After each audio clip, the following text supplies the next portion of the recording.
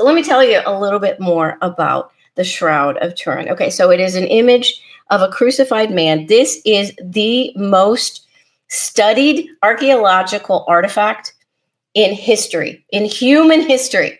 The most studied, and I'm not just talking about Christian archaeological artifacts. I'm talking about all artifacts from the beginning of time to now. The Shroud of Turin is the most studied archaeological artifact. It has been studied by hundreds and hundreds of cross-disciplinary scientists and researchers, scholars who have done all different kinds of research on the Shroud of Turin. They have published hundreds and hundreds of scholarly articles, research papers, books about the Shroud of Turin. In fact, it is so researched that a new word has been made up to describe the research of the Shroud of Turin, and that word is syndenology, and that word simply means to study the Shroud of Turin. So if something is researched enough that they make up a new word about it, that's very, very, very significant.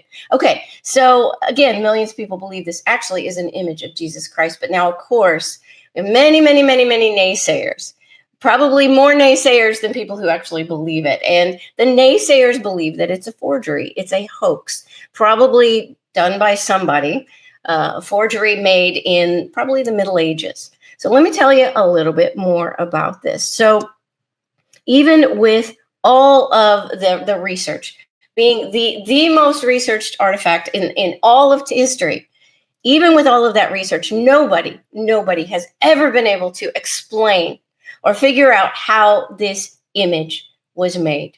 Nobody has been able to figure it out. So it's quite a mystery. It's an incredible, incredible mystery.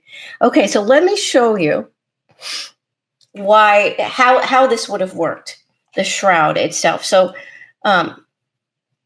this is a painting of the way the shroud would have been laid over the body of Jesus Christ when he was put in his tomb. So, and there are many paintings of this. So you can see that the bottom half of the shroud would be laid out, and then the body of the person would be laid on top of that. And then the top half of the cloth would have been wrapped over the top of the body and then wrapped around the body tightly with a rope or with strips of cloth. And so that is how the shroud was supposedly wrapped around the body of Christ. And that's why we have the two images. We have the back image at the top, and then we have on the front image at the bottom of the shroud. And you can see how that works here. So there have been many, many paintings of this. Here are a couple more. And so you can see Jesus, the body of Christ down at the bottom with the shroud covering him. Here's another one.